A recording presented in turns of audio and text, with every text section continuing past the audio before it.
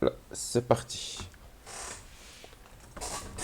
Donc du coup, euh, voilà, maintenant aujourd'hui il n'y a pas grand chose, mais je pense qu'on peut parler de la semaine passée, vu que, enfin, le jeudi, vendredi, surtout vendredi.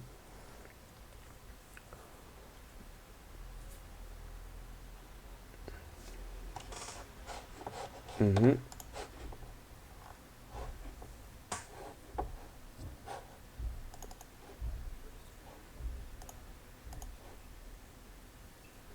mhm, c'est vrai.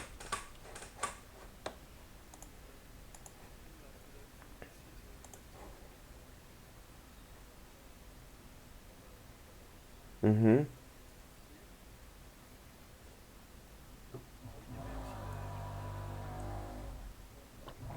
oui.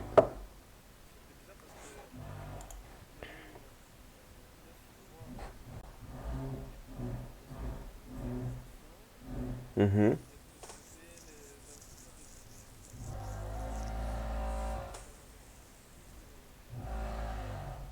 mhm,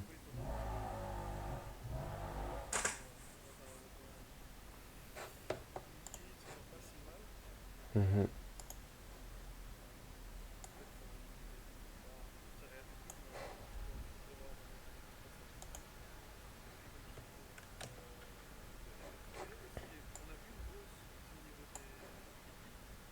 mhm,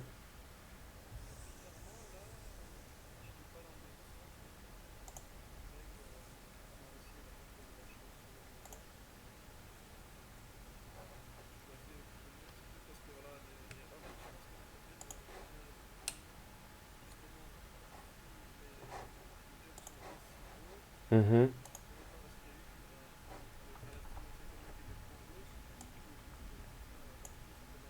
mhm. Je vois ce que tu veux dire.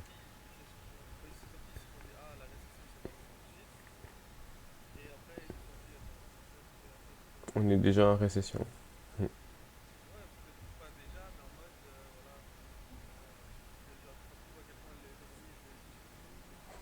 mhm, mhm,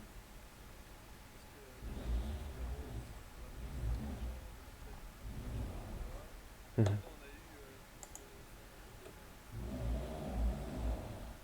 Ouais,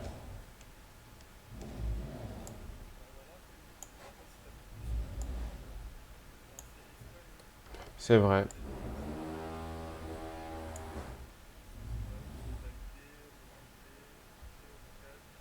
Mhm,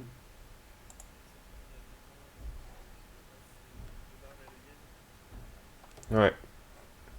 C'est vrai que moi ça me surprend un petit peu le fait que bon, on commence lundi avec une hausse. Je me suis dit, bon, ben, pour l'instant, je suis plutôt observateur. Je dirais que le seul trade qui en vaut enfin, peut-être la peine, mais enfin, qui en vaut la peine, c'est sûr.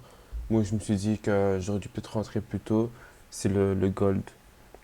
Alors, le fait que je sois sur ma trendline, ça me rassure pas trop. Euh, et je veux dire, au niveau des données, je me suis dit que le NFP, ça a fait qu'il a poussé le prix vers une bonne direction, dans le sens où ben, il était pas trop haut, pas tout de suite. C'est un petit peu comme un retracement. Enfin, en tout cas, au niveau de ce que j'ai pu tracer moi, quoi.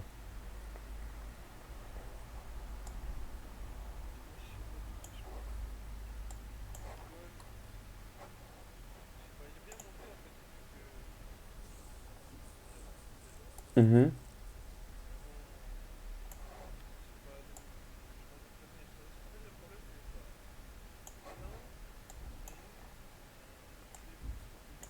mhm, mhm.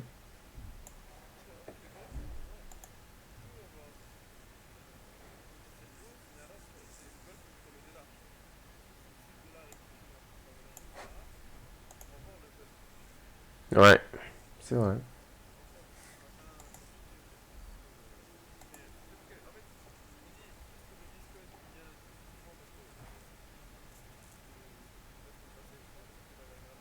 Mhm,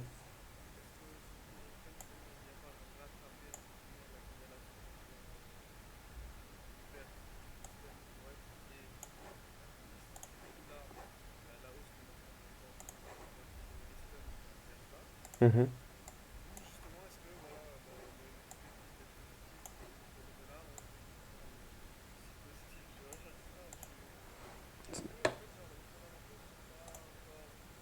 En fait, c'est l'inflation qui fait peur. Là, pour l'instant, Mhm. on n'a pas encore l'inflation américaine. Pour l'instant, je reste. Pour l'instant, on voit que les returns ils prennent de la place. Mhm. Donc le dollar, on n'a rien à dire dessus. Après, est-ce que ça va continuer comme ça? Moi, je surveille un peu USD Chief. Mhm. Parce que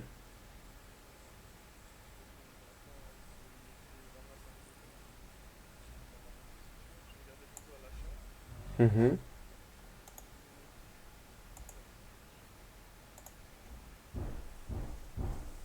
Mais si le dollar continue à prendre cher, ouais, on peut le voir. On peut le voir. Ouais. C'est que quand je regarde maintenant USD Chief, euh, hmm, c'est que c'est très délicat, hein. Moi, je suis sur mon 38% Fibo là maintenant, sur USD Chief, et bon, potentiellement.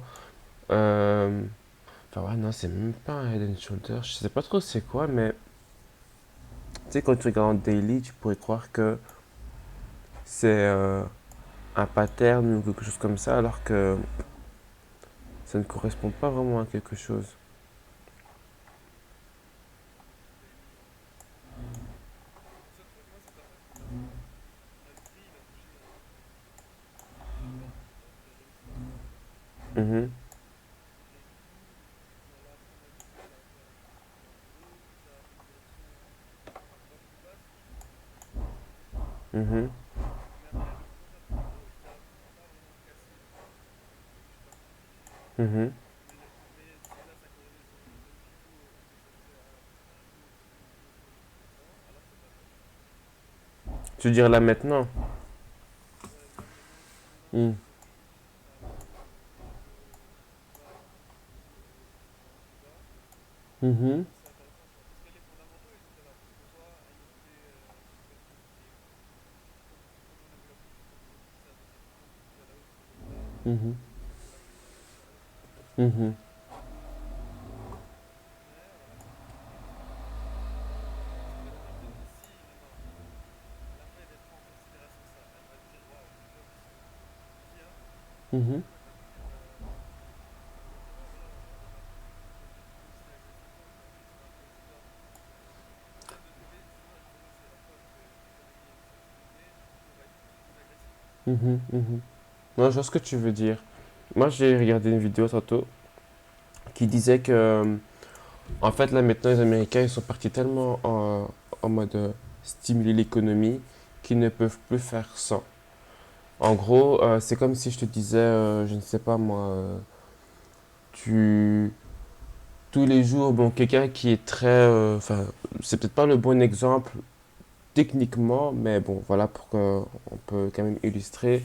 C'est comme si quelqu'un qui buvait toujours de la caféine tous les matins, qui est très sensible. Bon, bien sûr, au fur et à mesure du temps, le corps s'habitue, mais à chaque fois que tu stimules avec la caféine, ben, le jour où il n'y en aura plus, ben, concrètement, il sera plus aussi stimulé, tu vois. Et je pense que ça aussi, c'est un truc avec les Américains, c'est que ben, eux, ils stimulent blinder leur économie. Après, comment faire en sorte de vraiment savoir si la stimulation qu'ils sont occupés à faire est positive pour le futur ou pas? Je pense que là, c'est un petit peu ça la question aussi, hein. Parce que moi, je me posais un petit peu la question, je me disais que les Américains en récession, il se passe quoi avec le dollar américain? Ben, il peut y avoir deux trucs. Récession, ben, le dollar il risque de ramasser, de chuter pas mal. Mhm. Parce qu'en fait, si voilà, imaginons que le dollar est en récession et que les autres pays où le dollar chute sont dans une meilleure situation, Mhm. alors le dollar va chuter. Alors il va faire des efforts en dollars. Après, de l'autre côté, on peut se dire ok, une récession. En fait, le problème de la récession, c'est qu'elle implique potentiellement une augmentation du coût de la vie Mhm. et une perte du pouvoir d'achat et une perte de la valeur de la monnaie. Donc Mhm. théoriquement, ça va normalement induire forcément le dollar à la baisse. Mhm. C'est vrai. Mais, comme voilà, elle n'est pas forcément. En fait, le truc, c'est que sur le dollar, moi, je Mhm. me suis un peu incompréhensible. Enfin, moi, je pense que c'est incompréhensible. Je m'attendrais un peu. Comme tu as dit, je pense que c'est un peu tôt. Mhm. on n'a pas forcément discuté, voilà, on n'a pas aussi pas Mhm. cette vieille Mhm. donc sinon, tu vois, c'est ça. Je reste un peu mitigé, on va dire. Mhm. Mhm. Je pense que, à part le gold, maintenant réfléchissant, le seul, on va dire la seule devise où encore je pourrais me dire, bon, je peux encore, on va dire, me mettre en achat sur cette devise, c'est le yen. Pour moi, le yen encore, bon, quand je regarde au niveau des indices du yen lui-même, je prévois une chute, mais je me dis que, bon, maintenant, on a tellement des moments où genre, tu pensais croire que, ah oui, parce que c'est comme ça, etc. Et au final, tu vois bien les données économiques qui s'occupent à changer le truc. Donc je pense vraiment que le yen, c'est le plus important parce que, enfin, le plus important, une devise qui pourrait être importante. Et un peu ce truc aussi, c'est que quand tu regardes un peu en général, donc tu as non seulement les États-Unis, tu as l'Europe et tu as également aussi la Chine. On parle de ces trois grosses puissances, donc surtout les Américains et les Chinois, où on sait que ben, tu vois, ça part dans le pire. Donc je me dis, bon, si tout le monde est dans une situation où ça ne va pas, bah au final, tout le monde est pareil. Tu sais, enfin, je sais pas si tu vois ce que je veux dire. C'est pas comme s'il y avait un endroit qui était, on va dire, mieux que l'autre. Tout le monde est un petit peu au même stade. Donc pour moi, Ouais, mais enfin, bien sûr, le yen japonais, c'est un peu une valeur refuge. mhm, mhm, Un peu comme l'or. Après, voilà, moi, c'est toujours la discussion de qui est-ce qui va. Enfin, depuis janvier, la valeur refuge, c'est un peu le dollar. mhm, mhm, Parce qu'en Ukraine, etc., Russie qui s'active, etc., ça touche le dollar. Donc, c'est toujours la question du dollar. Même la Fed fait une chute qui est un peu agressive d'habitude, quand même. mhm, Tu vois, genre, on peut se dire ça. Mais c'est vrai que voilà, si on a l'économie américaine, il faut voir les NFP des prochains mois. Tu vois, parce que bon, il y a les élections qui sont en vacances. mhm, Faire les NFP de septembre, ça sera aussi la valeur refuge, etc. Donc ça peut tenir aussi. On verra bien comment ça se passe, tu vois. mhm, Mais je pense que maintenant, ça va être la décision de la Fed. Et pour ça, et pour le yen, voilà, si maintenant le yuan, etc., si ça empire ou ça continue, etc., mhm, on peut voir un investisseur aller chercher le yen, pas parce que voilà, le produit est une monnaie intéressante, parce que le yen peut aussi circuler, tu vois, dans d'autres stocks, dans d'autres valeurs refuges, tu vois. mhm, mhm, Donc, je pense que les valeurs refuges, malheureusement, c'est compliqué, tu vois. mhm. Non, c'est vrai. C'est C'est vrai vrai. que même une fois quand il y avait un tsunami au Japon, on a acheté des yens parce que les valeurs refuges. Hmm. Eh ben. Je veux dire, imagine, si ça arrive en Europe, ça, tu vois. Le seul truc, moi, pour l'instant, c'est fondamentalement l'Europe, enfin, elle reste toujours à risque. Mhm, De un. Les produits, en fait, le problème de l'Europe, c'est de un, on a un système monétaire complètement pété, comme dans l'euro, aux États-Unis. Deuxièmement, on a eu le conflit avec l'Ukraine. Les marchandises d'Ukraine pour le blé, etc., qui ne viennent pas ou viennent très rarement, donc les prix augmentent déjà. mhm, On a eu Poutine qui nous coupe le gaz, voilà, Poutine. mhm, Qui nous coupe le gaz de façon étrangère. Et après, maintenant, il ne peut pas se permettre d'augmenter les prix parce que sinon les prix vont encore augmenter. mhm, Et on a déjà eu une fois l'augmentation agressive du gaz. mhm.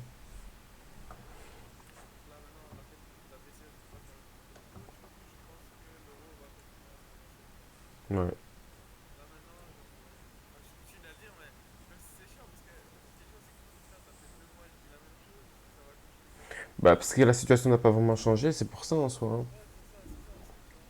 Ça n'a pas changé, ça évolue pas. Mm. Donc je me dis, bon, est-ce que l'élection prochaine arrive, etc. Mais en soi, j'ai pas de signe qui me préoccupe, tu vois. Mhm, mhm, Je continue à regarder les news, les datas. mhm, Il y a rien qui me dit, à part avoir une fois une dinde en Europe qui avait dit, ouais, voilà, on va aider l'Europe, tu vois. mhm, Parce que on dit souvent, ce qui change un petit peu de la monnaie, etc., de façon économique, mhm. c'est souvent la monnaie, elle représente la confiance qu'on porte à l'État, tu vois. Ouais. Ok. aujourd'hui, je pense que la compétition dans le football européen, Mhm. elle est plutôt, pour moi, comment expliquer? Les équipes qui gagnent les championnats locaux, Mm. l'Allemagne doit se réarmer. Enfin, il y a plein de choses qui font que je pense qu'on perd la confiance des citoyens européens en l'Europe. Mhm. En tout cas, pour moi, parce que moi, je connais les choses. Mais les chiffres, les Pays-Bas, les manifestations qu'on a vues, etc., tout ce qui est en plus, qui est pas, qu'on montre pas dans les médias, etc., ça prouve ce que je dis. Et donc voilà, si je dois en être, je pense qu'il est un peu biaisé parce que moi, je suis pas fan de l'euro parce qu'il y a beaucoup de choses qui vont avec. Mhm. Mais les indicateurs, en tout cas, pour moi, ça va monter. Je vois aucun indicateur qui me dit que l'euro va tomber. C'est vrai. Non, non, moi C'est ça. je pense honnêtement que tu as complètement raison. Je me dis que au niveau de l'Europe, là, pour l'instant, ça ne va pas. Et en plus, bon, même les experts aussi, ils en parlaient, hein. Certaines personnes qui sortent à plusieurs millions, des milliards d'euros. Moi, je pense que honnêtement, aujourd'hui, c'est juste une question de retracement. Tu sais. Peut-être que avec les données qu'on a eues la semaine passée, on a eu un petit moment de hausse, etc. Mais je pense que d'ici demain, on va commencer à repartir sur un short. Là maintenant, je regarde un petit peu Euro-Yen. Je me dis que bon, au niveau du setup, c'est plutôt pas mal. Il y a une accumulation de quelques jours, donc depuis le 2 août. Donc ça fait 1, 2, 3, 4, 5 jours de trading. Là maintenant, je suis arrivé à mon 50% Fibo. Les fondamentales, comme tu dis, bon, bah, t'as hyper bien résumé en soi. Il n'y a pas de changement, ça fait déjà 2 mois où c'est pareil. À part l'augmentation des taux ou de 50 points de base, mais qui n'a pas forcément. Peut-être c'est grâce à ça aussi que ça a commencé à monter là maintenant. Mais à part. Ouais, de l'Europe. Si, si, si. Ils ont augmenté, c'était la semaine passée, il me semble. Et maintenant on a 0,5 de tout intérêt. La semaine passée. Il me semble que c'était la semaine passée. Attends, je vais une fois regarder. La semaine passée ou la semaine d'avant. Tuc, tuc. C'était le 21 juillet. Mais pourtant, on avait parlé encore de ça, hein. Ouais, ouais. Moi, en fait, je me rappelais de ouais, mais c'était rien de spécial. Voilà, rien Et je me d'exceptionnel. rappelais, ouais, parce que c'était la première fois que l'euro se dépréciait, je crois. 11 ans, ouais. Ouais, mais on est à 0,5, alors que voilà, on s'était dit on arrive à 3, donc c'était bizarre. C'est vrai. Si on monte par 0,5, on arrive à 3. Si on a à chaque fois, on va attendre assez longtemps, tu sais. Ça, c'est vrai que. C'est pour ça que moi, je me dis aussi que, bon, le marché, j'ai l'impression que, bah, depuis donc août, il continue à monter. Mais il est monté en août alors que la news, elle est sortie en plus le 21. Maintenant, ça me précise encore plus.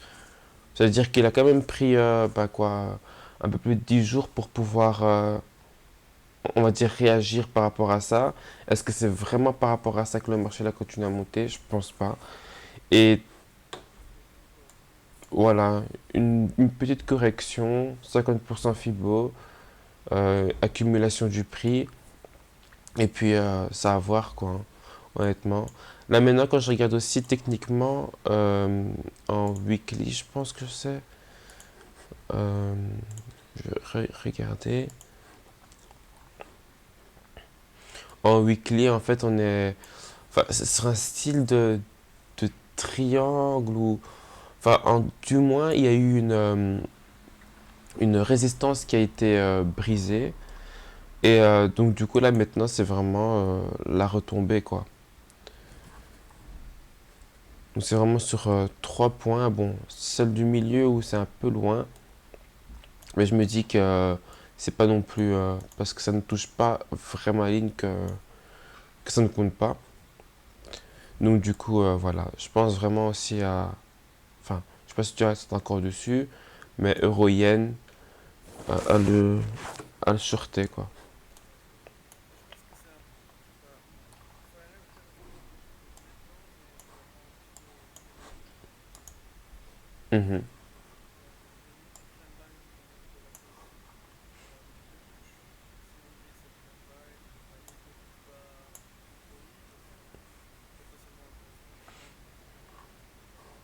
c'est Mhm. intéressant, mais je préviens quand même, par contre, le buzz, Mhm.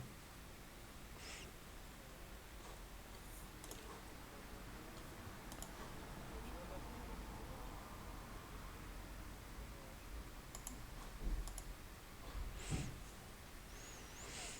Après, est-ce que c'est vraiment justifié? Bah, comme je dis, ça peut, la théorie consensus, ça peut être quoi que dans le fond, l'économie américaine, elle est vraiment déjà structurée. Mhm. Mhm. Donc en tout cas, pour l'instant, depuis ce que je comprends, c'est comme ça que fonctionnent les marchés. Mhm. Si tu regardes comment t'en penses, tu vas te lever sur le marché, en tout cas, c'est comme ça que ça fonctionne. Mhm.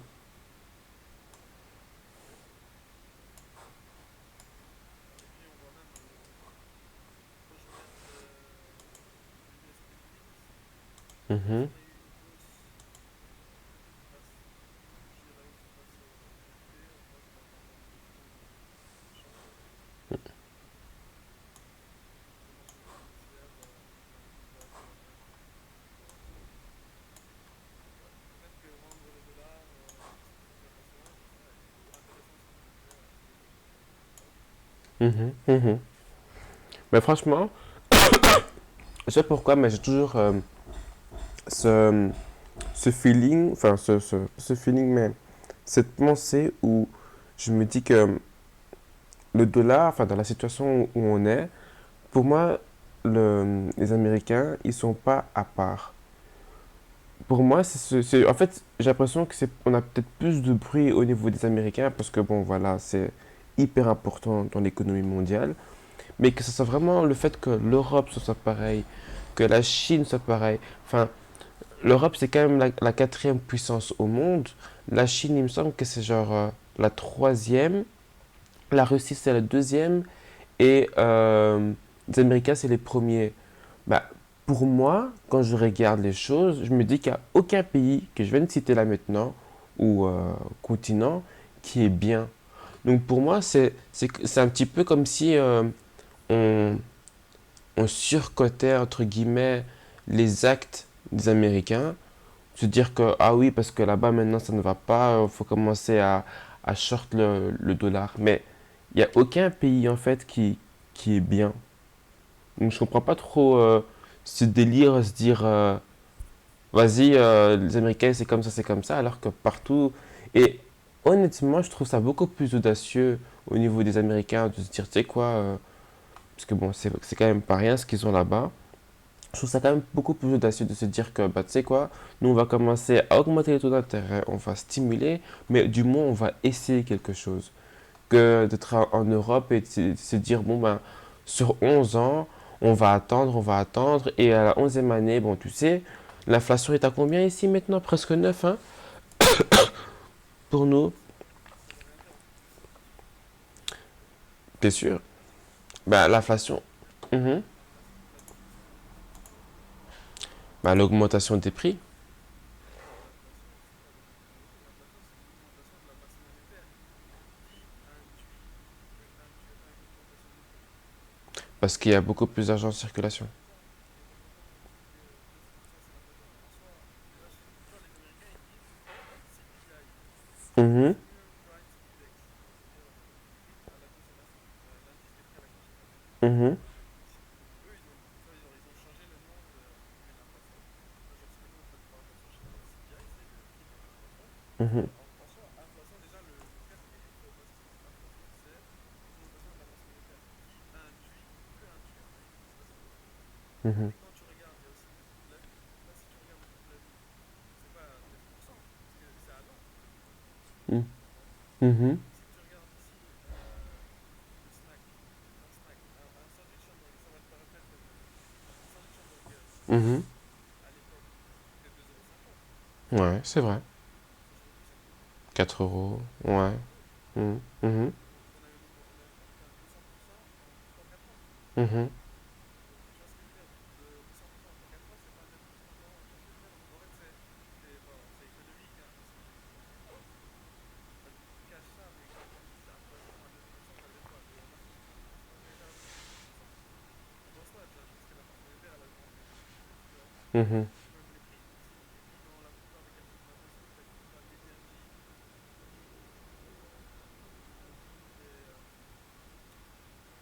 le coût énergie et transport, je crois, un Mhm. truc comme ça. Mhm. C'est deux choses qui ont augmenté de dingue, tu vois.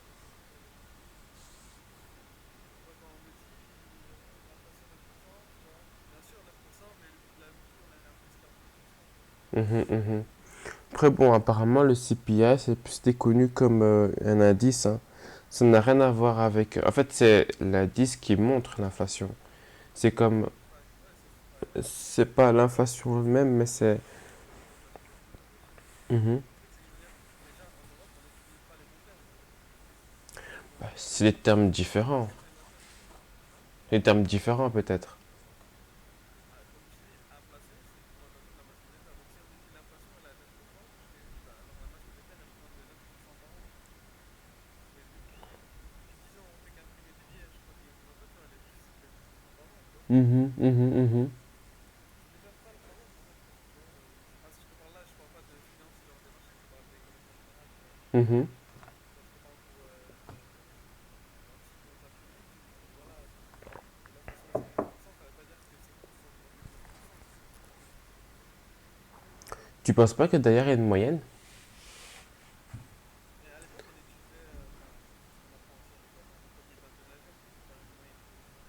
En gros, on prend les 200 articles les plus achetés par les consommateurs, consommateurs belges, on va dire, Mhm. et on fait une moyenne. On regarde les prix en France. On dit, ben voilà, maintenant ils coûtent plus tellement ça, et puis c'est plus petit, c'est pas la même vie, des choses comme ça. C'est encore le truc que je dis souvent, c'est dommage que la population n'est pas forcément dans l'économie ou dans la finance pour se rendre compte de ces choses-là. Mhm. Bon, tu vois, là tu m'as dit en Europe on est à 9%. 8,9. On a les taux à 0,5, on a des taux réels à moins plusieurs pourcents. Ouais, Donc là on est en train de faire perdre de la valeur à l'argent. clairement. Et Clairement. ça pourrait s'inverser. Mais pour une équipe ça pourrait être intéressant.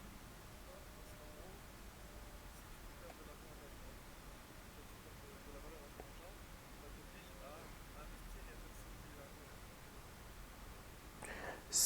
Ça c'est vrai, d'une part, je vois ce que tu veux dire, et en même temps aussi, ce que tu disais un petit peu avant, le fait que voilà, il y a eu beaucoup d'argent qui a été imprimé, bah clairement, c'est comme si on en supprimait un petit peu, quoi. Le fait de faire ça, de laisser, euh, je dirais, les prix hauts, après ça dépend. Ça dépend comment tu le vois, mais enfin, je sais pas si tu vas comprendre ce que je veux dire, mais en gros, le fait de laisser l'argent dépérir va faire en sorte que sa valeur descende. Sa valeur descend, bah, parce que c'est pas vraiment faire détruire une monnaie, ça. Tu vois dans quel sens je veux partir? Je vois pas le problème, mais le truc c'est que en fait c'est une bonne idée dans une économie stable, tu vois. Mais Mhm. là, les prix qui augmentent, c'est pas possible. Parce que imaginons que demain on reste à la même et que voilà, si tu dépenses pas ton argent, tu perds 5%, ça va parce que ça t'oblige à réinvestir ton argent. Ça veut dire que quand tu as du cash, Mhm. tu vas le garder plus longtemps et tu vas acheter des trucs, tu vois. Tu vas acheter, tu vas investir, je sais pas, dans une action, tu vas acheter ta maison, je sais pas, tu vas dépenser ton argent, tu vois. Mhm. Mhm. Mais là, là on perd un peu de valeur, pas parce que voilà, on a gardé l'argent en cash, on perd de la valeur parce que De on trop a imprimé de imprimer. l'argent. Mhm. De trop imprimer. En fait, la seule solution là maintenant, ce serait d'arrêter d'imprimer et enfin, pas de supprimer, mais de continuer à faire tourner l'argent déjà existante.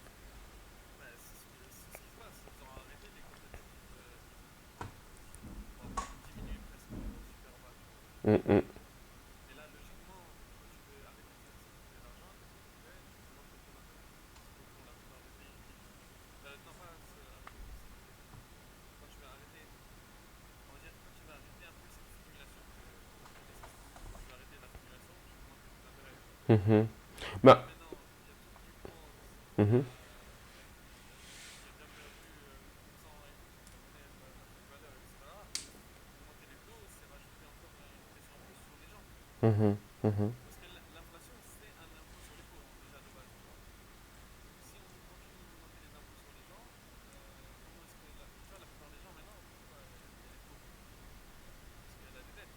Mhm. fabriquer des fois que ça béton, des fois on met des matériels, etc. Les prix ils augmentent fois 10. Parce que, pas que parce qu'ils ont imprimé. Il y a aussi parce qu'ils ont imprimé, il y a eu aussi l'énergie, il y avait eu le coup en Chine qui a fait monter les prix, Mhm. il y a la guerre en Ukraine maintenant et tout. Tu vois. Mhm. Mhm. Et puis comme tu as dit aussi, c'est vrai que d'un côté, par exemple là maintenant, les États-Unis vont ramasser parce que voilà, le prix du béton, c'est de plus en plus élevé et que cette situation on la retrouve dans tous les pays, tu vois. Mhm. Après, ça c'est une vision économique. Sur les marchés, tu vois, pour l'instant, les US, c'est pas ouf, tu vois. Ce que je veux dire. Et surtout qu'il faut pas oublier, les US, c'est le marché le plus grand. C'est eux qui ont les marchés actions. À Les mon plus avis, gros marchés, c'est eux qui les ont, tu vois. mhm, mhm. Non, c'est vrai. Et leurs entreprises, c'est partout international, tu vois. Que ce soit les boissons, genre Coca-Cola, ils détiennent tout, tu vois. Coca, Fanta, Sprite, Mhm, mhm. dans tous les pays, tu vois. C'est les Ah, plus grosses multinationales au monde, c'est américain. en fait, ce qui est vraiment fou en disant tout ça, c'est que quelque part, j'ai juste envie d'acheter du dollar US. Acheter que ça. Parce que en soi, admettons maintenant que ben, la Banque centrale ou peu importe, même le gouvernement européen se disent tous ensemble, écoutez, on a besoin que la population investisse. Et pour qu'ils puissent investir, bon ben, on va faire en sorte qu'il y ait des déductions d'impôts et des choses comme ça. Je suis persuadé qu'en faisant ça, si maintenant ils décident à faire ça sur tout le continent européen, là on verra la différence au niveau de la masse monétaire. Je dis ça pourquoi? Parce que j'ai vu une vidéo sur YouTube et ça disait, vous savez, aux États-Unis, les propriétaires d'entreprises, ils ont tous au moins une voiture similaire. Et cette voiture similaire, c'est une Mercedes classe G. Et tu pourrais dire, mais pourquoi une Mercedes classe G? Et pourquoi vraiment cette classe-là? En fait, ils expliquent qu'ils ont un article de loi qui permet que quand un véhicule pèse plutôt 6000 kilos, enfin, en plus, donc minimum 6000 kilogrammes, eh ben, tu peux avoir une déduction d'impôt et faire en sorte que cette voiture passe au niveau de la société. Tu vois le truc, le mécanisme derrière, c'est que ils vont pas te dire, ok, je vais acheter, je sais pas moi, une Nissan ou même si tu as les moyens, tu vas t'acheter une Lamborghini, tu vois. C'est vraiment réfléchi dans le sens où, ok, il y a certains véhicules où quand tu vas l'acheter, tu vas pouvoir bénéficier de quelque chose. C'est pour ça que je pense que les Américains aussi sont très forts. C'est parce qu'ils ont l'art de pouvoir non seulement créer de la monnaie, donc par le biais de dettes d'entreprise, etc. Très rapidement, voilà, ça peut aller très rapidement. Je pense que les banques là-bas, il y en a tellement, déjà de ce côté-là, mais également aussi, ils permettent aux personnes de faire en sorte que tout ce qu'ils ont occupé à récupérer en tant que bénéfice, ils peuvent aussi le déduire. Je pense franchement que les Américains, là-dedans, ils ont quelque chose que la plupart des autres continents n'ont pas. Je ne sais pas trop comment la Chine est stimulée, parce que j'ai vu que leur PIB correspondait à 70% du PIB américain. Donc je ne sais pas trop comment eux, ils s'y prennent, mais alors, je veux dire, leur business model, entre guillemets, ou enfin si je pourrais dire ça comme ça, au niveau du pays, américain, je trouve vraiment que c'est très très spécial, mais c'est bien conçu. Parce que sans eux, là maintenant, on n'aurait rien. Moi, je regarde par exemple mon PC, je regarde par exemple ma souris, je regarde en fait ce qu'il y a autour de soi, électronique, ben d'office, tu as besoin d'eux. Si tu le retires demain, je sais pas trop comment on pourrait faire quoi. Bon, bien sûr, la Chine aussi on en a besoin quoi, mais pour la construction souvent, de leurs produits. Non, franchement, je trouve ça très très intéressant. Vraiment très très intéressant. Et moi j'ai vu aussi la Chine, pas l'extrémisme violent, mais des choses un peu un peu un peu sombres, mais on va dire que moi je trouve que c'est très l'Amérique comme ça, c'est ils ont réussi à se débrouiller avec ce qu'ils avaient et ils ont réussi à faire davantage de sécurité, on va dire. Mhm, Davantage que voilà, la sécurité nationale, c'est quelque chose mhm, qu'on passe du temps à utiliser maintenant. Parce que quand tu finis maintenant les différents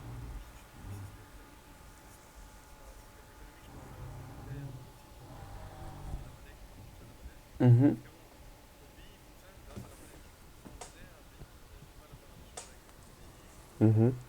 Peu importe la monnaie, que ce soit une monnaie papier, de l'or, du bitcoin, peu importe. Pour échanger avec quelqu'un, tu as besoin d'une valeur, tu vois, d'une chose. Mhm.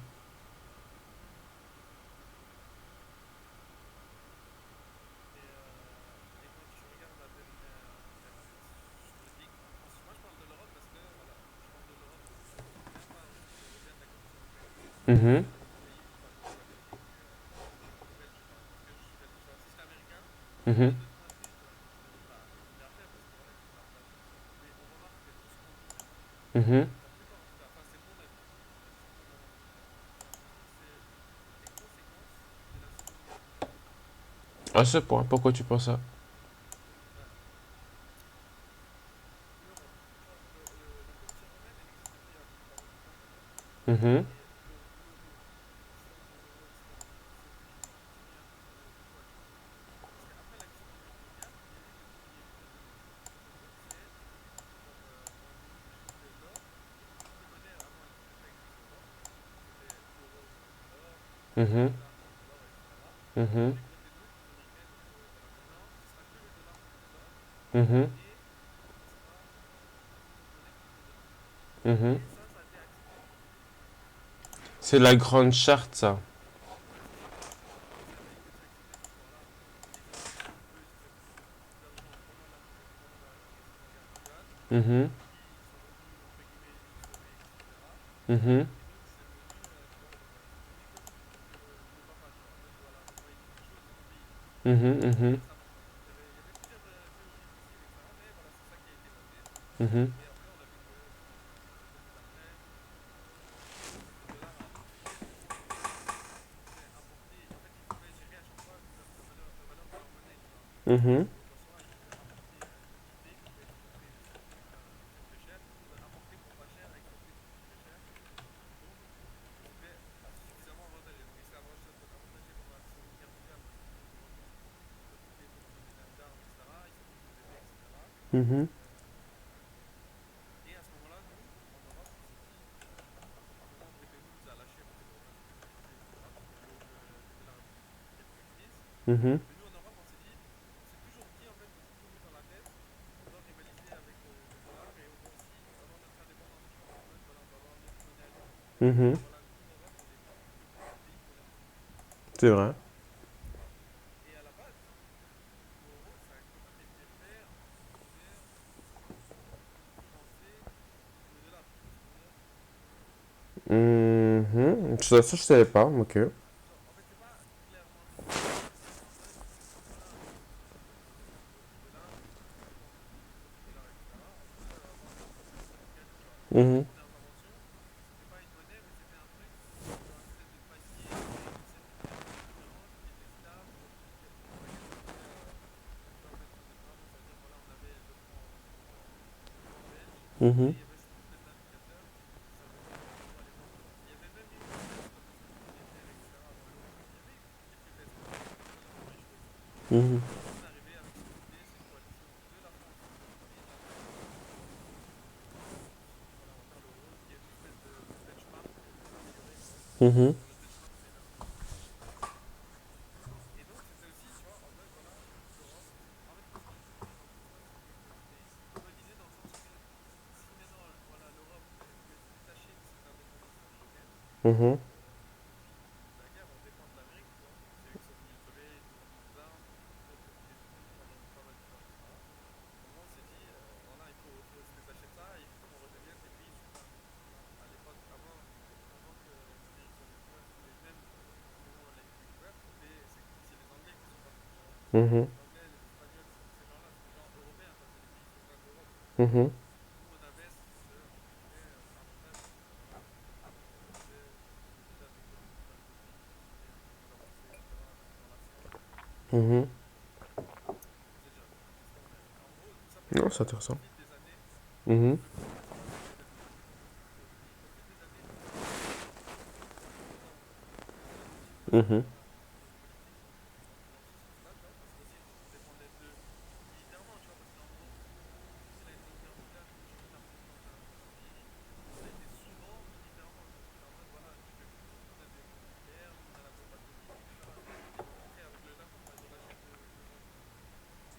Mhm. aux États-Unis. Mais regarde les vidéos aux États-Unis, ok, on peut voir deux mondes, tu vois. Mhm. Mhm. Et c'est ça, et quand tu t'allies aux États-Unis, bah, tu vas respecter les États-Unis, tu vois. C'est-à-dire quand tu regardes maintenant les États-Unis, en fait, quand tu échanges financier international, tu payes en dollars, même si les États-Unis ne sont pas dedans. Ça veut Mhm. dire quand nous, par exemple, on achetait des trucs, je sais pas, au Zimbabwe, en Inde ou quoi, on payait en dollars. Mhm. Parce que c'était la monnaie de l'échange international. De cette unité d'échange international. Ouais, c'est vrai. Et c'est ça que ça rendait le dollar aussi fort. Parce que le dollar, c'est la monnaie d'échange international. Ça, c'était la position des Russes, tu vois. Dans tous les pays, il y a plein de pays, même qui ne payent pas avec le dollar. Par exemple, le Panama, leur dollar, il est. C'est pas le dollar américain, c'est quoi le dollar américain? Bon, je sais pas. Enfin, genre, c'est exactement la même monnaie, tu vois. Un Mhm. dollar panaméricain égale un dollar américain. Mhm. Mhm. Et ça, c'est dans toute la zone euro, tu vois. Et eux, ils ont. Directement, on a estimé, voilà, ça va être le dollar, la monnaie d'échange internationale. Tu vois ce que je veux dire? Ouais, ouais, je vois. Mhm. Et puis, il y a les États-Unis qui ont décidé, ça serait que, voilà, pour utiliser le dollar pour un échange, peu importe, on utilise le dollar dans une transaction, on a le droit de regard sur cette transaction. Ce qui s'est passé avec BNP Paribas, quand ils ont fait un émiettement, tu vois, en Irak, je sais plus qui, les États-Unis n'étaient pas d'accord et ils leur ont fait payer 2 milliards, je crois, Indemnité. 2 milliards à la BNP. Et BNP, c'est pas une entreprise américaine, hein. Elle Mhm. avait le droit de dire non, voilà, moi je suis pas d'accord sur ça, etc. Non, ce qu'ils ont fait, c'est oui, Papa America, s'il vous plaît, Maman America, tu vois, prenez mon argent, prenez mes 2 milliards, on va rien faire pour vous, tu vois. Mhm. Tu vois. Et là, c'est la même chose qu'il y a eu, la même histoire pour Osama Ben Laden. Les États-Unis, ils sont là en mode, voilà, vous utilisez le dollar pour retourner en Irak. Alors qu'ils n'ont pas le droit de regard sur, je sais pas, ce qui se passe en Iran ou peu importe, tu vois. Si toi, moi maintenant, j'aurais fait une transaction avec les Russes, Mhm. la Commission européenne, elle va m'appeler et me dire, oui, maintenant, qu'est-ce que vous êtes en train de faire? La BCE, elle va m'appeler, non, non, non, vous faites pas de transaction à zéro avec la Russie. Mhm. Tu vois, et c'est ça. Et depuis, on dépend de ce dollar ici en Europe, tu vois. Donc c'est pour ça que moi, je n'aime pas les États-Unis parce que ça a plus d'indépendance. Même les pays, ils ont plus d'indépendance vis-à-vis de la Commission européenne. Parce que quand nous, par exemple, un pays, on émet un budget pour une année, chaque pays, les États-Unis en politique, ils font un budget, ils disent voilà, on va avoir besoin cette année de 10 milliards pour payer ça, on va faire ça, on va faire ça, ça, ça, ça. Mhm. Dis-toi que ce projet, en tant que pays, on doit le présenter d'abord à la Commission européenne. Et eux, ils doivent le valider avant qu'on puisse le mettre en place. Ça veut dire que la Commission, qui est de base une coalition entre plusieurs pays, maintenant, c'est devenu un truc au-dessus des pays. Mhm. Donc quand tu présentes le budget en tant en tant que pays belge, tu Mhm. dois d'abord l'avoir confirmé auprès de la Commission européenne. Eh ben, c'est comme une autorisation, quoi, en fait. Ouais, c'est ça, c'est ça. Et donc, tu vois, on est devenu, et genre la Commission européenne, c'est devenu comme un pays, tu vois. C'est devenu le pays qui détient tous les pays, enfin tous les pays qui sont dedans, Mhm. Mhm. et je sais pas trop pourquoi ils font ça, mais tout ça pour dire qu'au final, l'euro, il a pris une indépendance, et le fait que le SWIFT, c'est devenu à dépendre des États-Unis. Mhm. Mhm. Parce que si maintenant, si moi seulement maintenant, quelle usine on a en Europe, ok, on a un peu sidérurgie au sud, mais pas beaucoup. Mhm. On a un peu d'industrie en Allemagne, mais Mhm. cette industrie-là qui est fait par la Russie, donc on vient de payer beaucoup d'argent d'énergie. On n'a plus de mine de charbon, on a perdu tout en Europe. Tu vois, genre, au jour d'aujourd'hui, on produit des services. Mhm. C'est le troisième secteur, on produit beaucoup de services. Les Mhm. services, c'est souvent ce qu'on appelle les élites, tu vois, les intellectuels. Mhm. Et nos chercheurs, nos élites, ils sont où dedans? Aux États-Unis. Et voilà, ils sont aux États-Unis, ils Mhm. sont à Shanghai, Mhm. ils sont à Tokyo, Mhm. ils sont partout sauf en Europe. Mhm. Là, Mhm. déjà, on n'a pas besoin. Et c'est pour ça que je te dis, c'est un peu, tu vois, genre, j'ai pris cette décision en mode, voilà.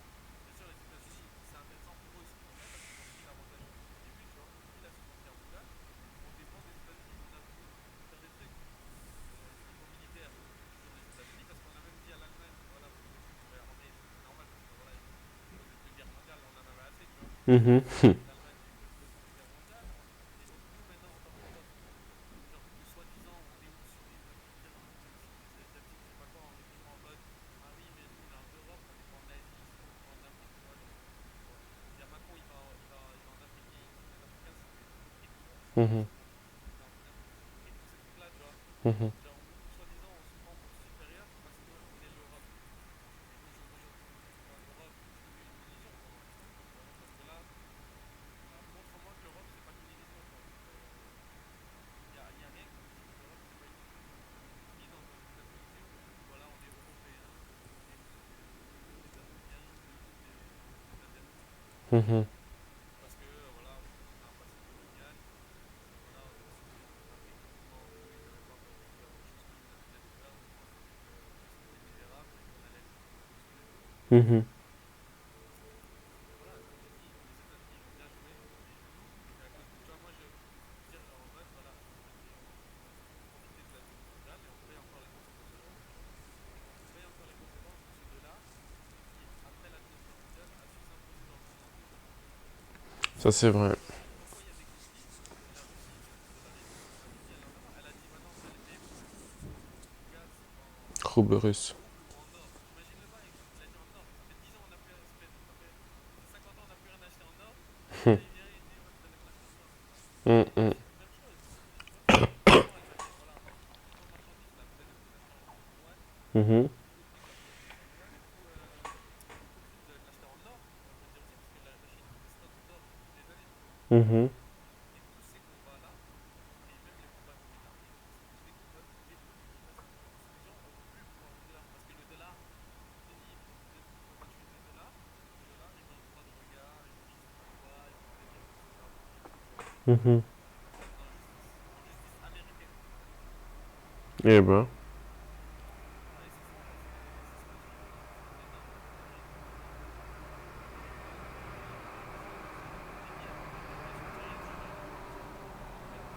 Bien sûr, tu vois, il y a toujours des gens qui mettent la musique des guerres. Mhm. L'Europe, elle a perdu. Je crois que c'est en dernier la guerre. L'Europe a perdu en guerre froide. Mhm. Bien sûr, parce que c'est pas toi, c'est juste, voilà, les milliardaires russes, ils ont pris mettre leur bateau Saint-Laurent. Ok, c'est normal, on est d'accord. Ils ont beaucoup d'attaques économiques. La Russie, qu'est-ce qu'elle dit? Bon, on va fermer le robinet du gaz. Genre, C'est complètement différent. tu vois la différence? C'est différent. Et aujourd'hui, l'Europe est soutenue par l'OTAN et tout. On l'aide militairement et tout, nucléaire. Mais économiquement, l'Europe maintenant, même si elle continue à faire la guerre et même si on achète du gaz ailleurs, qu'on l'achète aux États-Unis ou peu importe, on va le payer 15 fois plus cher. Mhm. On subit encore à chaque fois, tu vois. Et on va l'acheter où? En dollars encore. Tu vois ce que je veux dire? Mhm. Mhm. Tu vois, donc c'est devenu vraiment aberrant. Et on a l'impression que peu importe tous les gens ici en Europe qui disent pas tous, mais je pense qu'une majorité, en tout cas de ceux que je vois, moi je parle majoritairement à chaud parce que c'est celui que je vois le plus, tu vois. Mhm. Parce que aussi moi je suis politique, tu vois. Mhm. Quand tu regardes Macron, il te dit on va continuer à faire la guerre. La guerre, c'est pas la nôtre, tu vois. Ils ont une histoire difficile. Bien sûr, c'est la nôtre dans le sens que on comprend, genre, c'est l'histoire de nos missiles, etc. Mais genre, même l'histoire de l'Ukraine et de la Russie, tu vois, c'est une histoire qui date en feu, tu vois. Je vois. Et nous, on va se mêler de ça, etc. Comme d'habitude, l'Europe, elle aime trop se mêler des affaires des autres. On va regarder ce qui se passe dans les autres pays, tu vois. Mhm. Et là, on prend du retard, que ce soit économique, que ce soit militaire, que ce soit développement, que ce soit, tu vois. Et pendant ce temps-là, la Chine,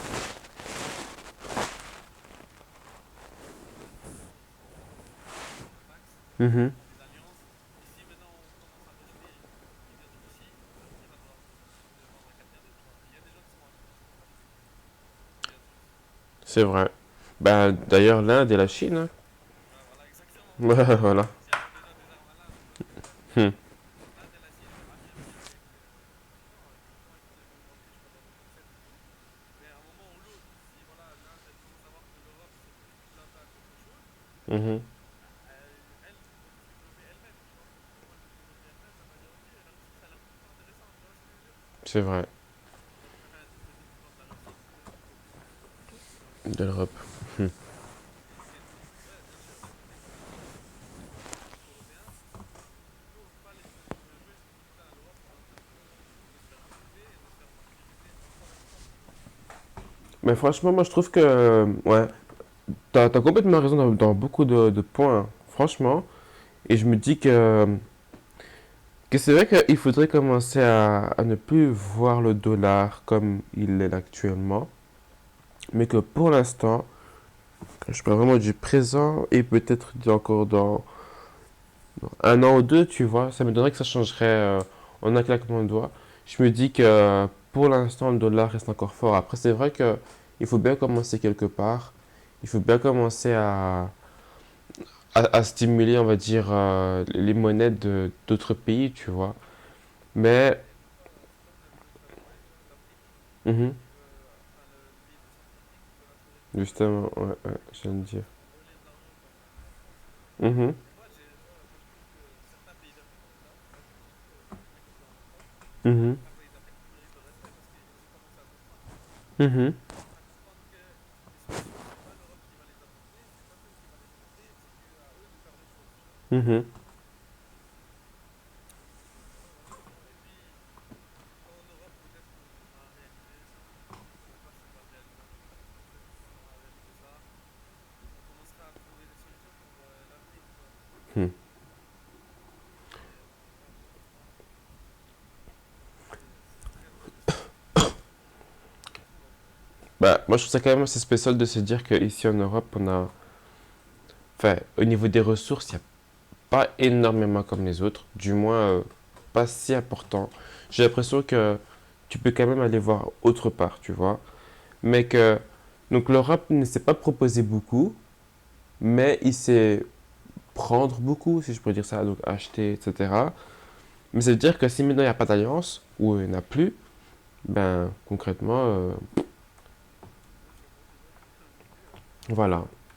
Ouais, et en fait, le truc, c'est que même si on a des produits, franchement, enfin, là, on parle de, tu vois, on vient de la mondialisation, donc maintenant, voilà, on exporte des musiques en Chine, etc. Mhm, Si mhm, on prend les exemples en Chine, c'est pas bon, tu vois. mhm, Mais même en faisant ça, on donne l'exemple. Tu vois, le truc, c'est que, bon, peut-être que je suis un peu droite, je suis pas trop droite parce que je parle tout le temps de profit, mais c'est ça qui fait tourner le pays, tu vois ce que je veux dire? mhm, mhm, Parce que si on continue comme ça, moi j'y crois sérieusement, c'est vraiment une industrie qui peut plus. Et c'est pas, je suis genre débile dans mon idée, mais c'est vraiment, à force de lire des trucs ou des découvertes, je me dis, on va arriver dans un pays comme la Belgique où on sera tous genre socialisés dans le sens que on sera tous avec le salaire minimum, avec genre le CPS, le chômage, mhm, et ce sera de l'argent investi par l'État, tu vois. mhm. Parce que là aujourd'hui, pourquoi? Parce que, tu vois, bien sûr, il y a cette richesse, ça peut être bon, mais même, c'est même une question au niveau des entreprises. Une entreprise, bien sûr, elle va chercher à chaque fois le profit, etc. Mais le fait d'exporter ses industries ailleurs, Mhm. ça donne le pouvoir. Tu vois, quand la Chine, elle fait un conflit, il n'y a rien, y a plus rien qui peut circuler. C'est vrai. Je vois tout à fait ce que tu veux dire. En fait, il y a la différence, si j'ai bien compris, entre donc t'as une société entre le fait que tu dois faire du bénéfice, donc uniquement pour ta propre pomme ou les actionnaires, etc. Mais tu as également aussi de entre guillemets faire des bénéfices pour l'État dans laquelle où ton entreprise est logée. Ouais, c'est ça. En fait, c'est une sorte de genre, en mode, voilà, le pays, imaginons que, tu vois, moi je suis droitier, en Belgique, je vais dire la vérité parce que j'en ai discuté la dernière fois, je parle pas pour la Belgique parce que je la veux pas parce que j'ai beaucoup les infos sur la Belgique, mais Mhm, en Belgique, on est pas de mauvais élèves dans un sens, c'est que déjà on est un plus petit pays, mhm, et aussi que grâce au flamand, je te dis vraiment grâce au flamand, on a des industries. mhm, Voilà, les flamands continuent. En fait, les flamands, ils sont justement, j'ai l'impression des fois, à l'opposé de ce que tu peux ressentir à Bruxelles ou au Royaume-Uni. Ils sont en mode, non, on doit créer des entreprises, on doit créer des industries, on doit créer du travail ici en Belgique, tu vois. mhm, Et c'est comme mhm, ça qu'on doit avancer et évoluer, tu vois. mhm, c'est vrai. Mais par contre, dans les entreprises, en fait, le truc, c'est qu'il faut on doit faire en sorte que les entreprises, les startups, tout ce qui existe, Mhm, reste ici parce qu'ils créent de la valeur ici. mhm, mhm, Tu vois, les startups, elles créent des emplois, elles créent de la valeur, des bénéfices qui, quand tu fais un impôt qui n'est pas abusé, bien évidemment, mhm, ça dérange personne de payer des impôts en général, tu vois. mhm, Tant que mhm, les impôts sont bas. Et c'est cool, je sais pas comment tu développes là-dedans, c'est quand une fois les impôts ils sont trop hauts, ben, ça devient plus intéressant de payer des impôts, tu vois. mhm, Ça va se barrer, tu vas commencer à faire des trucs trop nuls pour plus payer d'impôts, etc. mhm. C'est Du vrai. coup, ils essaient d'optimiser leur structure un maximum pour qu'ils puissent en faire le plus possible. Mhm. Au lieu d'être à je sais pas combien, tu vois, plus 3%, tout le monde payerait ses impôts, tu vois. Mhm. Pas tout le monde, tu vois ce que je veux dire?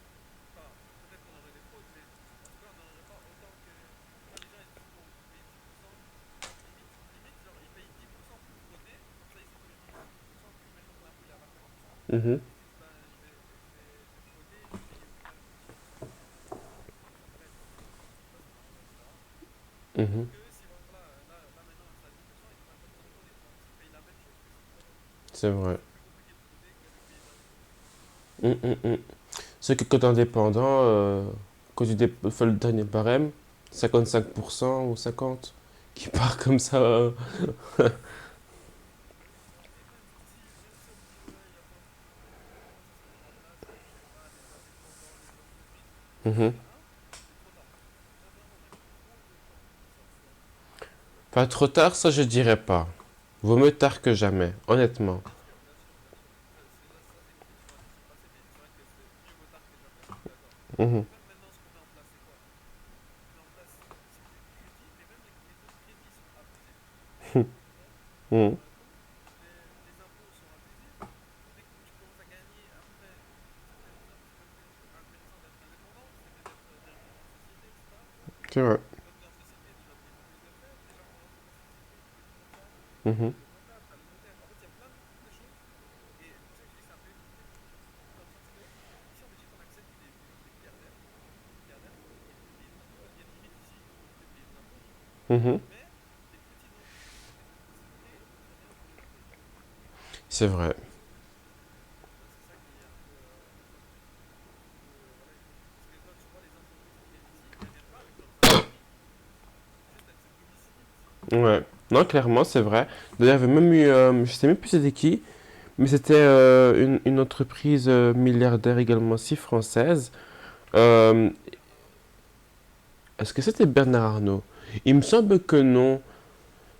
Oui, il s'est domicilié ici à Lille. Ils ont un petit appart, il a jamais eu bougé. Ouais. Il me semble que c'était quelqu'un de la SG, mais je suis pas sûr.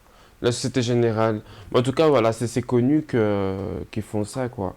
Et ouais, comme tu dis, t'as, entre guillemets, ben, ils payent moins d'impôts chez eux. Enfin, pas entre guillemets. Ils payent moins d'impôts chez eux, mais ici, il n'y a pas plus de valeur, quoi.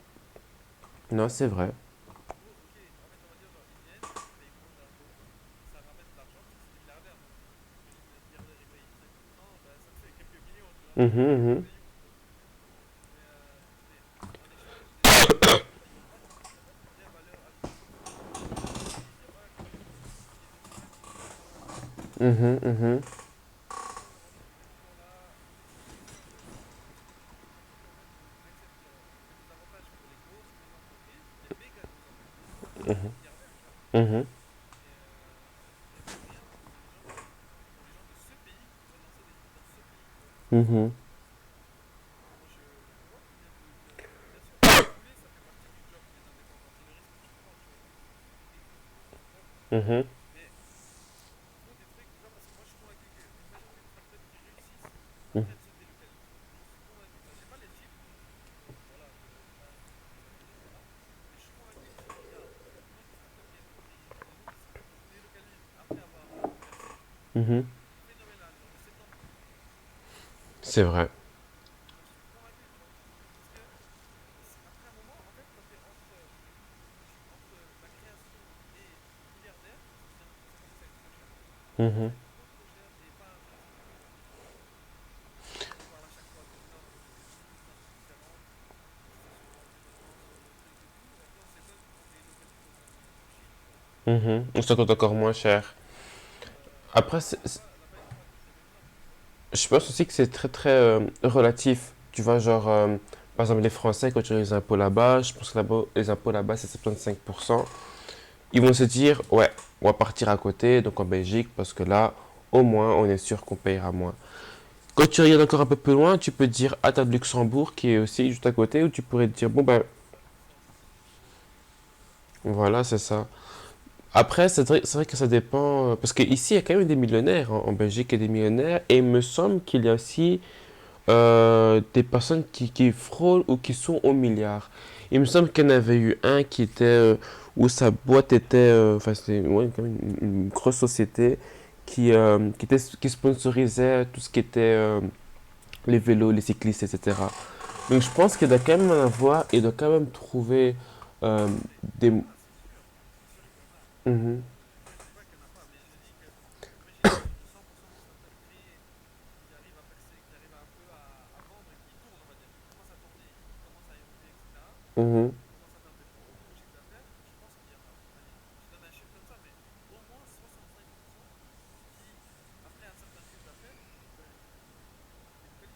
Mhm, C'est mhm. vraiment ma vie. Ouais. Bah, après, j'en suis convaincu, mais j'ai pas les chiffres. Ça se ressent aussi, tu vois. Je sais pas, moi je trouve que il y a plein de boîtes aussi, même tout ce qui est restauration, je les vois ouvrir. Et Mhm. après quelques mois, ben, voilà, ils ont fait faillite ou ils ont délocalisé ou il y a un autre problème qui s'est Et ça, passé. c'est beaucoup de manque. En fait, je trouve que, et là, c'est ce qui se passe maintenant. Enfin, j'ai pu remarquer ça il y a, on va dire, presque 2 ans. En fait, le problème, je dirais aussi en Belgique, quand je regarde dans les autres pays, c'est le manque de connaissances, le manque d'audace pour certaines personnes. C'est toutes des choses comme ça, en fait. Tu sais, quand tu es aux États-Unis, Ça fait un grave. Ouais, ça je suis d'accord. non, non, non. Quand tu vas aux États-Unis, franchement, tu as par exemple McDonald's, enfin, et même en France aussi, ils ont ça, hein. Tu vois quand même quelques personnes qui commencent à le faire. C'est pour ça que, bon, quand tu compares, mais leur seul problème, en fait, c'est les impôts. Quand tu regardes un petit peu, bon, eux, ils vont jamais se dire, je vais faire une boulangerie au coin de la rue et je vais rester là pendant 20 ans. Puis ensuite, je vais donner ça à mon enfant, qui va donner ça à son enfant, etc. Quand tu regardes l'esprit entrepreneurial aux États-Unis, c'est quoi? Je vais construire une boulangerie, mais je vais faire de ça, par exemple, je sais pas moi, une franchise. Et je vais faire ça tellement grand. Tu vois, c'est ça aussi l'esprit des Américains et l'esprit de certaines personnes très, très entrepreneuriales, c'est que ils y vont, mais ils y vont pas petit, tu vois. Ils y vont vraiment all-in en ayant une vision de voir les choses très, très, très grande. Parce que j'ai pu voir, genre, j'étais, je pense, non, c'était il y a 2 3 ans, donc pour mon projet immobilier. Donc voilà, il y avait une grande table chez Partenaire, etc. Donc du coup, tout le monde était là avec un projet, etc. Et il disait concrètement, donc la dame qui regardait un petit peu, faire en sorte que tout se passe bien, poser des questions, etc. Elle demandait, ben, il vous faut concrètement combien pour commencer votre société? Et moi, j'étais quand même surpris parce que je tentais par exemple 5, 10 000, 20 000. Tu vois, rester dans la zone où tu sais que ce que tu vas demander, ce sera très très très faible. Moi, quand j'ai dit mon chiffre, tu aurais dû voir les gens, enfin, dans la table, ils étaient choqués. Mais je suis sûr que j'aurais fait la même chose aux États-Unis. Ils auraient dit, bah écoute, c'est peut-être un bon début, mais vois plus grand. Vois beaucoup. Non, j'en suis persuadé. Franchement, j'en suis persuadé. C'est qu'ici, on a encore cette mentalité où, déjà, le problème, c'est que quand tu entends, bon, nous, dans notre cas, c'est pas comme ça parce qu'on sait qu'on arrive et petit à petit arriver très loin. Mais quand tu regardes, par exemple, certaines personnes, c'est beaucoup de jalousie. C'est beaucoup. Et ça peut être quelque chose qui est complètement rien à voir avec le business, mais quand tu regardes bien, c'est genre le regard de l'autre. C'est de savoir que, ah oui, regarde, lui, il a ça. Tandis que tu vas aux États-Unis, tu vois une Lamborghini Huracan qui passe, vraiment toute neuve, toute belle, la couleur que tu veux et tout. Ah ben, un Américain va venir chez toi et va te dire, punaise, je kiffe ta voiture. Il va commencer à discuter avec toi, tu vois. Tu regardes avec Pog, le type, il était en France, il roulait avec sa Ferrari, il a commencé à balancer de l'eau dans sa voiture. Non, mais à quel moment tu fais ça? Tu vois la jalousie qui est derrière. C'est que là-bas, il y a beaucoup aussi d'admiration. Et même, tu sais qu'au niveau de l'enseignement, par exemple, ici, moi, j'ai commencé à apprendre sur les entreprises, etc. Mais genre vraiment bien poussé, j'étais en secondaire, hein. Tandis que aux États-Unis, dès 7, 8 ans, ils apprennent déjà l'entrepreneuriat. Tu vois le décalage? Comment ça? J'avais une petite, elle avait, je crois, 9 ans, un truc comme ça. Bon, bien sûr, avec ses parents, bien sûr, parce qu'il devait d'office être là. Mais à 9 ans, elle avait une société de bonbons. Ah ouais, ouais, non, aux États-Unis, c'est beaucoup Moi, plus à, poussé. moi, moi, à 9 ans, je faisais du skateboard, tu vois. Genre, tu vois le décalage? C'est vraiment, c'est très, très impressionnant. Il manque d'éducation ici. Et le regard des gens, franchement, moi, je trouve que c'est vraiment ça. Il faut aussi créer des trucs où tu te dis, tu sais quoi, je préfère même me dire que ma société va valoir 15 milliards et que je tombe peut-être à 1 ou 2 milliards que de me dire, tu sais quoi, je vais prendre une société, je vais vraiment faire très, très, très, très, très safe. Je vais prendre un crédit pour, je sais pas moi, 30K ou 40 et me dire que bon, ben, si je rate ça, ben, c'est 30 ou 40. Entreprendre, c'est tellement risqué, entre guillemets, qu'il vaut mieux prendre un très très très gros risque et rater, on va dire, de peu ou un petit peu, que de prendre un truc vraiment très court et de rater ça. Moi, honnêtement, quand je vois une boulangerie qui est occupée à être en faillite, alors que bon, il a fait quelques trucs et tout à l'intérieur, je me dis que ça craint, tu vois, c'est vraiment bête. C'est vraiment bête.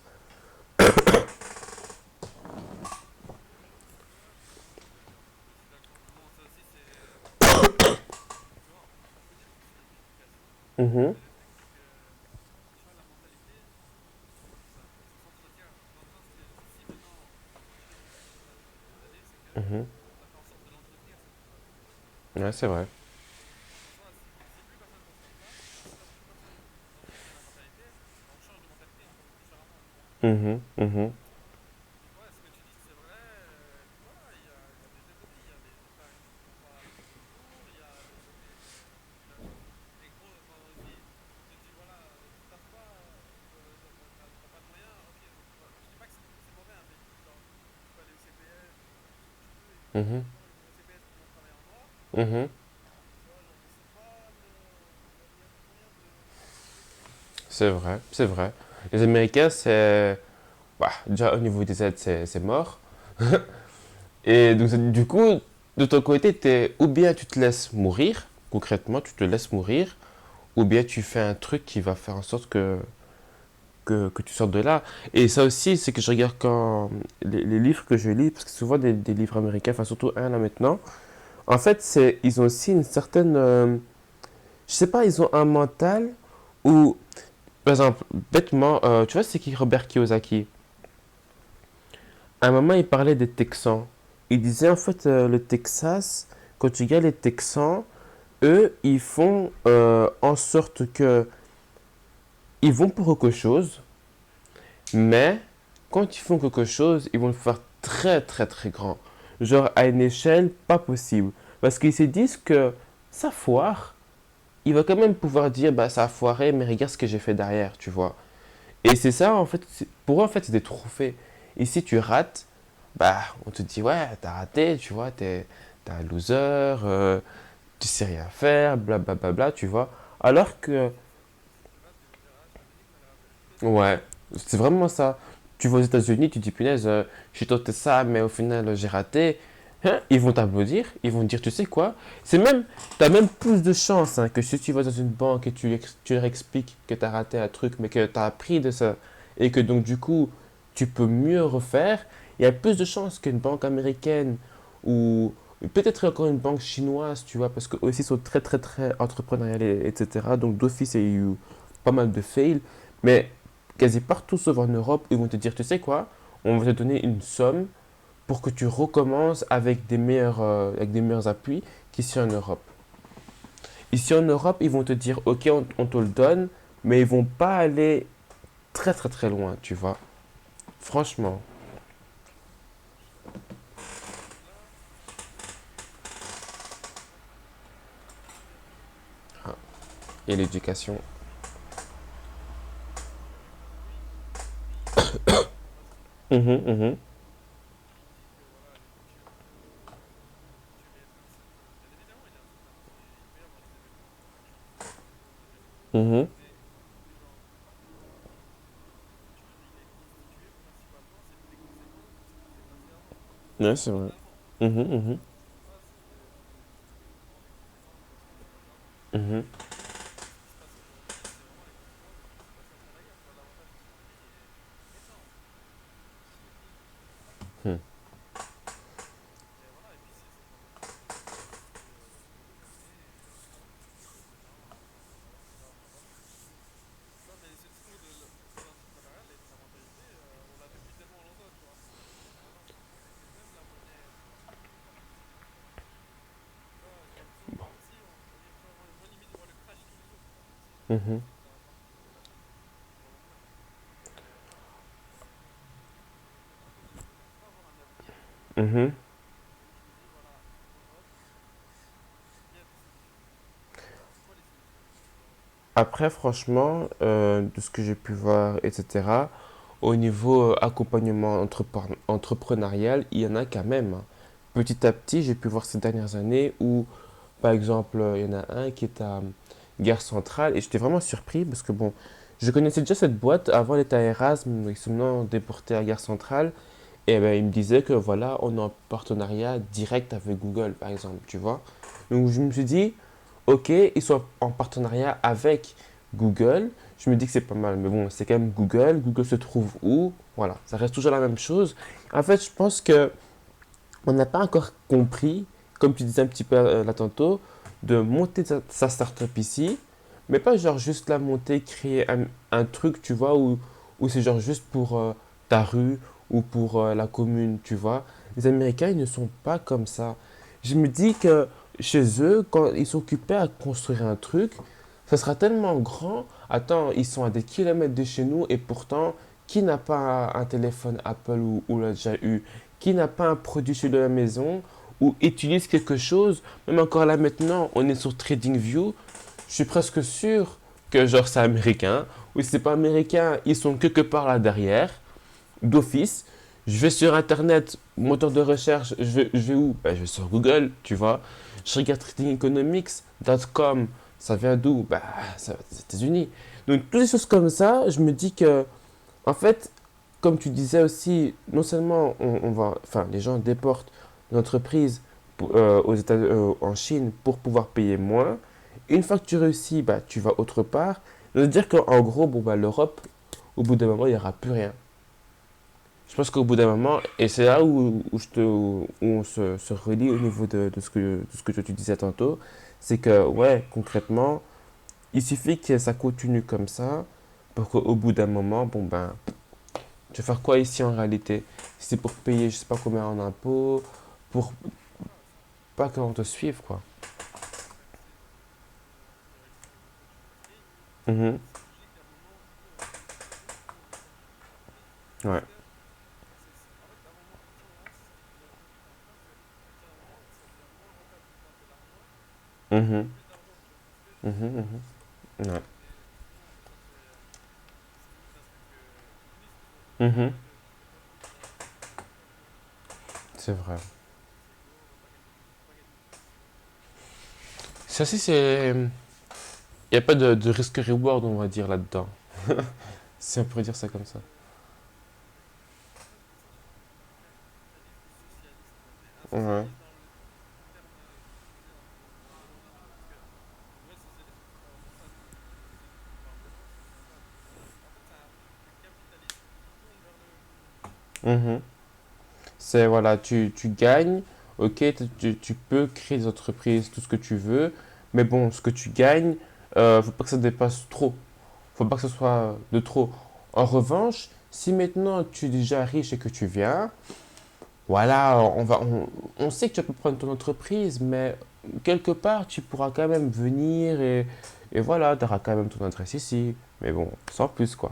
C'est un petit peu ça. Ouais, c'est un peu ça aussi. Mais Ouais. bon, voilà.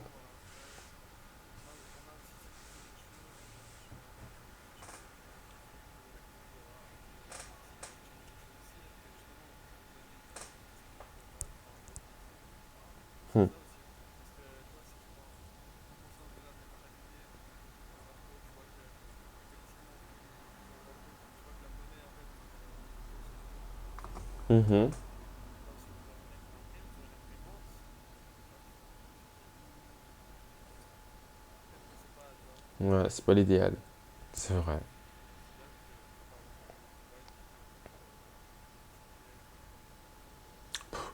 pays où tu gagnes ce qui est en droit, tu Honnêtement, rentres ici, si tu viens, si tu viens de la Belgique, vas-y, hmm, tranquille. ouais.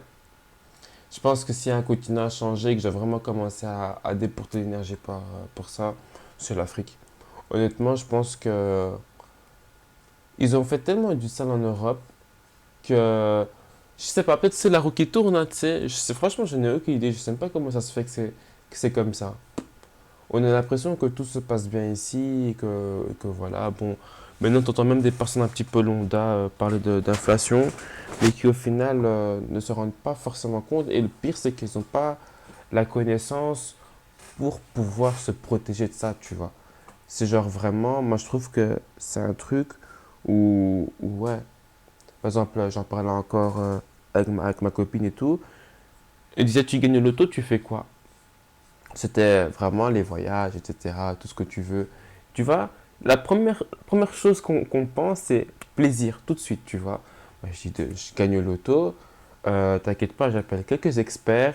Je commence déjà, au niveau du temps, moi, je fais quasi rien pour commencer. À part si j'accompagne, comme ça, moi, si j'ai de la connaissance. Mais je me dis que voilà, tu achètes quelques biens immobiliers, tu investis dans des startups, quelques stocks, etc. Pour qu'au final, tu n'as plus à faire quelque chose en fait de ta vie.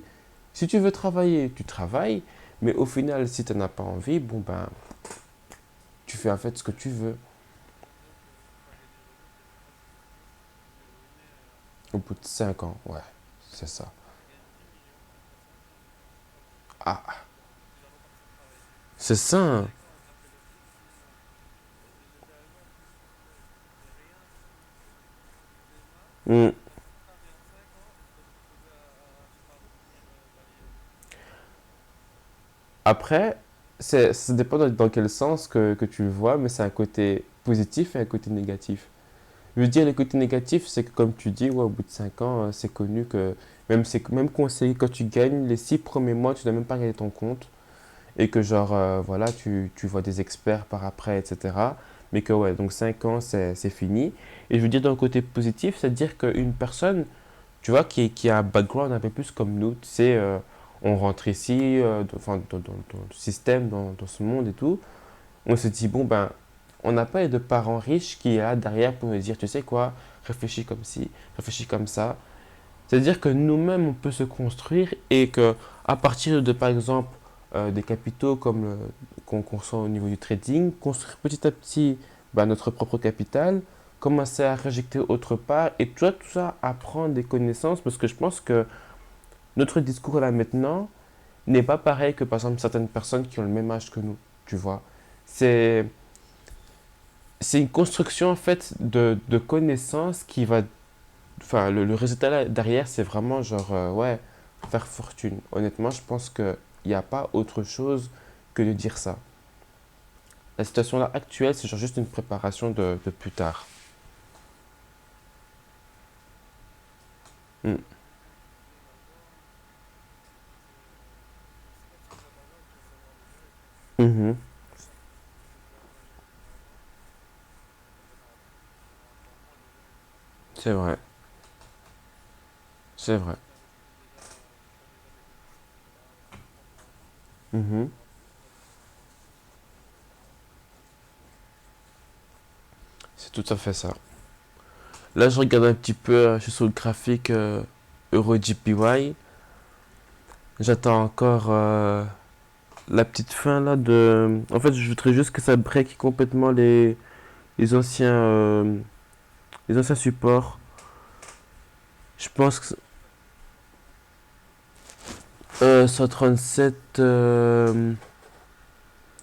En fait, l'idéal, où je sais que vraiment ça sera en tendance baissière, c'est 137, 339. Bon, entre 380 et 322, donc dans cette zone-là. Vraiment au tout dernier grand low high, tu vois. Je- En H1. Ça, c'est vraiment l'idéal de chez l'idéal où je pourrais rentrer. Mais maintenant, je voudrais bien. En fait, je voudrais bien rentrer très très très serré. De base, normalement, je devrais déjà être dans le trade depuis l'heure passée. Bon, je ne suis pas rentré comme ça agressivement parce que je voulais attendre que le marché me montre des confirmations. J'ai rajouté un truc dans ma stratégie depuis hier, un nouveau moving average. Et c'est un sur 250. Et apparemment, les 250, c'est pour montrer la zone de prix. Un petit peu comme la liquidité. Souvent, c'était une barre que je tirais pour montrer la liquidité. Et j'ai remarqué que ouais, ça suivait quand même pas mal ma zone de liquidité. Donc du coup, bon là, maintenant je suis un petit peu en attente. Mais une fois que ça, le low high même qui est là maintenant, une fois brisé, retest, je pense que je vais rentrer par après quoi. Donc voilà. À part ça et le gold, sinon rien de spécial. Calme un peu, c'est pas trop. Mm, c'est vrai. Bah écoute, ça marche, hein. Je pense que là maintenant, on a vraiment un peu. Même si on est parti un peu plus loin. Mais bon, je pense que c'est toujours quelque chose où c'est vraiment intéressant de savoir, quoi. Ouais, De quoi? c'est intéressant de savoir. Mhm, mhm, clairement. Moi aussi. Demain, même heure. Demain, même heure. Nickel. Toi aussi, hein. Bonne journée. Donc, voilà. C'est la fin de ce petit enregistrement de la discussion avec David. Bon, c'est vrai que là maintenant on est parti pas uniquement sur l'actualité, mais on a aussi parlé de tout en général et de la mentalité que vous pouvez voir si vous êtes belge par exemple ici. Euh, une mentalité où parfois c'est un petit peu compliqué. Euh, mais bon, je pense que c'est quelque chose qui pourrait également essayer d'être changé. S'il y a quelques personnes qui commencent à le changer, je pense que ça ferait une petite masse. Euh, voilà, je pense que tout a été dit, fait. Au niveau de l'actualité, là maintenant, bon, il n'y a pas grand-chose. On est lundi, le marché est occupé à chercher où il va aller pour la semaine, voire pour le mois. Enfin, je pense plutôt qu'on compte en semaine actuellement. Donc là, comme j'ai pu dire à David, c'est que j'ai deux choses vraiment en tête. C'est EuroGPY et le Gold. Il y a peut-être, mais ça c'est encore à voir, USD CHF, donc US Chiffre, où là aussi on pourrait peut-être croire qu'il y aura, enfin moi en tout cas je pense plus à le shorter qu'acheter, donc acheter du franc suisse, shorter dollar américain. Et donc du coup, pour l'instant mes setups où je suis vraiment intéressé, c'est EuroGPY, donc là je suis en attente. Je me dis que je voudrais bien que ça break ici le low low, donc ici, que ça le break, que ça arrive dans cette zone ici, que ça fasse un retest.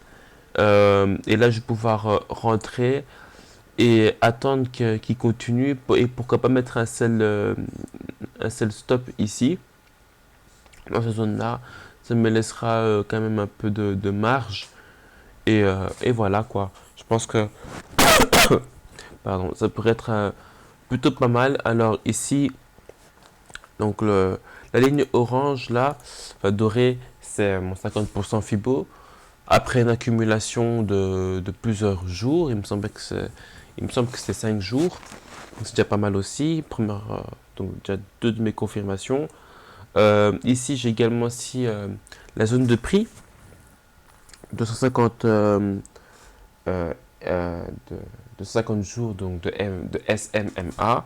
SM, SMMA, c'est ça. Donc le Smooth Moving Average, j'ai un petit moment de bug, qui montre donc ma zone de prix. Et donc du coup, j'ai mon 200 qui est toujours là. Donc pour l'instant, euh, sur 200 jours, la tendance reste toujours haussière. Également aussi sur 50 jours. Donc pour l'instant, sur le très très très long terme, l'euro domine toujours. Maintenant, il faudrait voir si c'est pas également si un début de, de changement, on va dire, en général. Ah non, même pas. Donc voilà, sinon, quand on regarde en général, donc déjà sur 4 heures, les 200 jours, bah, on arrive légèrement en dessous, mais bon, il n'y a pas encore eu vraiment de choses qui prouvent qu'on est réellement dans une tendance, enfin qu'on a quitté la tendance haussière. En daily, on est toujours en dessous. Bon, là, c'est juste un indicateur comme ça, hein. Mais concrètement, voilà, je pense qu'on est quand même sur une bonne tendance baissière. Et pour moi, c'est vraiment un retracement. Sachant en plus qu'on est quand même dans une zone où c'est pas mal recherché, quoi. Donc voilà. Donc, je pourrais même faire en sorte de montrer ça comme ça.